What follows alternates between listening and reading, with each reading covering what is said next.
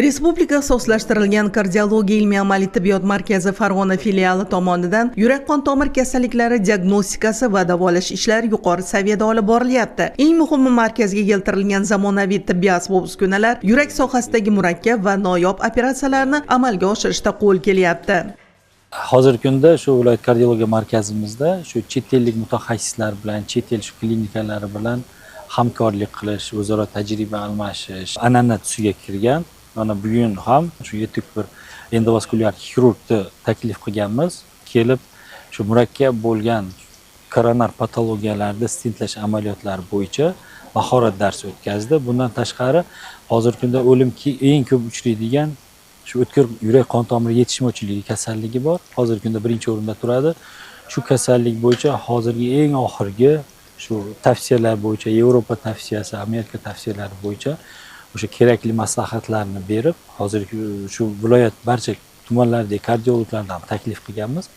Hozir shu birgalikda mahorat darslarini ham bular ishtirokchisi bo'lishdi bevosita. Bundan tashqari shu bevosita shu hozir oxirgi kundagi tavsiyalar bo'yicha ma'ruzalarni ham hozir eshitishdi mana. Endi bularning barchasi shu hozirgi kunda mana hurmatli yurtboshimizda shu tibbiyotga qaratayotgan e'tiborlari, olib borayotgan islohotlarni natijasi deb bilaman.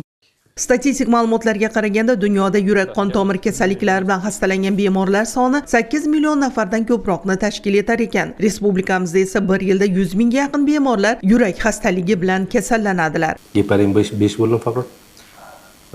Yana 5 geparin tortamiz, ekstra bagayt olamiz.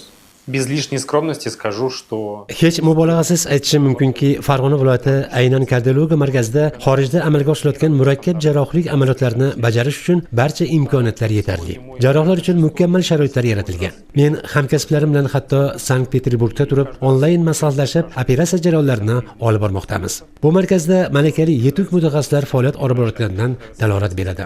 Bilasizmi, har kelishimda mamlakatingizda ulkan o'zgarishlar ro'y berayotganiga guvoh bo'laman. Bu meni juda xursand qiladi. Barcha amaliyotlar muvaffaqiyatli yakunlandi. Bemorlarning ahvoli yaxshi. Shuningdek, shu kuni yurak-qon tomir xastaliklarini davolashdagi so'nggi yangiliklar, yangi dori vositalarini ishlatish tartibi hamda o'tkir yurak koronar sindromi kasalligining oldini olishda nimalarga e'tibor qaratish kerakligi bo'yicha ham mahorat darslari bo'lib o'tdi.